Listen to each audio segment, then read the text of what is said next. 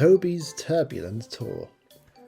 Based on the series 11 episode Toby's Triumph, written by Steam-Powered Cyborg.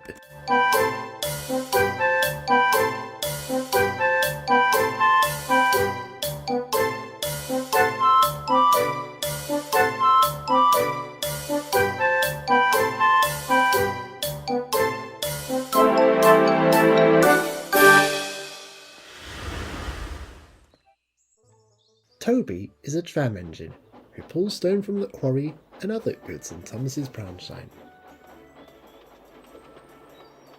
However, he also has a tramway that leads into the valleys and past lakes in open countryside. It's a more remote part of the island, where the few people there all know each other. Toby had been here even before he was an engine for the Vat Controller.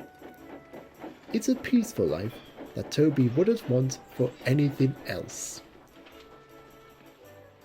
One of the few busy places he went to was Knapford Junction, and today, something grander than even this would come into Toby's life.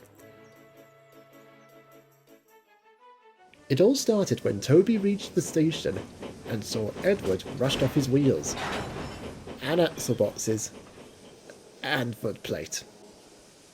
Goodness, Edward, are you feeling alright? Only just, Toby, Edward wheezed. I've been trying to do Percy's work as well as my own, as he was trying to get preparations ready for Alicia Botti's arrival. Would you like me to help you? No. It's okay, I do it. In Guernsey, Toby was taken away by his driver to platform number 3. Alicia Botti was to perform an open-air concert at this year's Harvest Festival, and the engines were eager to make a good impression. Toby had been chosen to take the celebrity to the venue, a picnic field on his own branch line. Whichever engine that could arrived at the top station to greet the lady's private escort, a Patriot class named Preston. As Alicia got out of the carriage, a wave of station hands came up to make a fuss over her.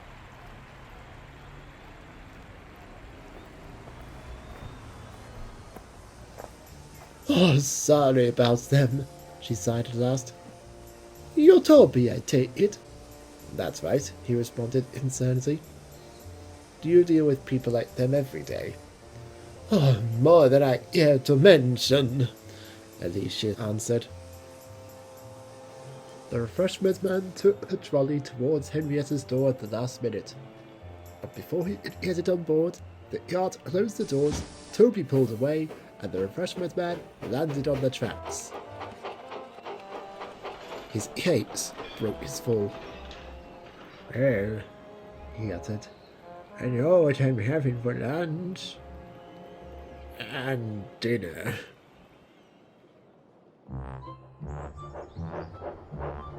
Soon enough, Toby and Alicia arrived at the stretch before Crosby. Near the station, James stopped at the signal box. Sir says to raise the signal on the down line before 12. The signaller got the message just before Thomas gave James a nudge. Come on, he grunted, or I won't get to take her next time. Soon, they caught Jem Hall sounded Elizabeth's horn as a warning. They stopped and soon found the reason. They had come to the marshland. It had flooded. Oh dear, exclaimed Alicia.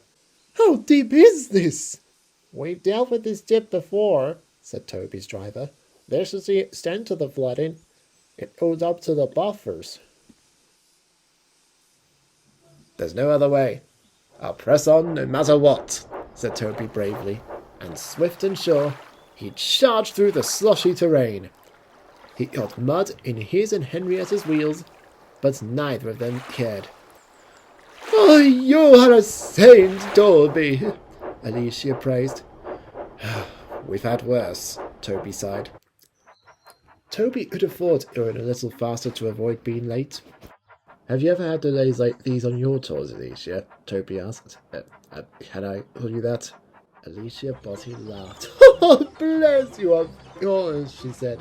And yes, on occasion. A few years ago I was performing in Austria for a week, and when travelling to the theatre, my rented limo had a hole in its tank. Some hikers nearby led the driver up a nearby steep uphill path they had to use to get to the nearest garage. The driver didn't allow me to go with them as the path was too dirty. I wasn't even wearing anything too expensive at the time. Toby was sympathetic. Hiking is the best way to see the world, Toby said. The island is full of beautiful sights beyond my little line, and lots of public footpaths to see them. Suddenly a lorry raced through the level crossing. There were no gates, so all Toby could do was to make a sudden stop. The buffet table fell to the floor, and Alicia just managed to keep steady holding onto her seat. "What do you think you're playing at?" asked Toby's driver. "It's not my fault," moaned the lorry.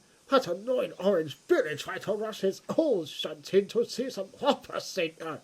"Mr. Lorry, what you have done will surely cause an immense delay to your company," Alicia scolded. The lorry driver had to call for Butch to tow him away. It took a while for him to come, so Alicia tried singing to pass the time. After who knew how long, Butch still hadn't arrived. By then, the Harvest Festival was due to start in half an hour. "If this keeps up," said the refreshment lady, "we'll have to travel by someone's car. Or worse, walk." "Oh, well, it's lovely weather for a walk with Sir Topham," Alicia said. "And the picnic area is just a hop, skip and a jump from here," Toby confirmed. And so it was arranged. No one at the picnic area expected Alicia to come walking through the narrow footpath and through the back gate of the ground. Alicia told them about her adventure, and they were just happy that she was happy. The line had been cleared by the time it finished, so Alicia was able to tell Toby all about the event. Then, out of nowhere, Presterton flew by at a concerning speed.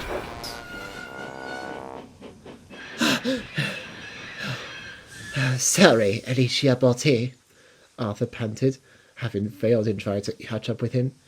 "Presterton's brake pipes failed and will derail at the coming bend." "No matter," Alicia said. "We can have our coach shunted onto Gordon's Express. In fact, any excess passengers can join us in our coach.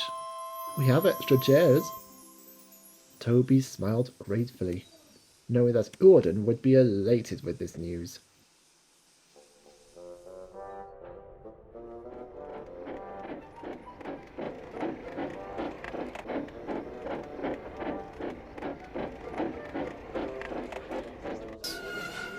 When Toby got back home, he saw lots of engines bickering with each other.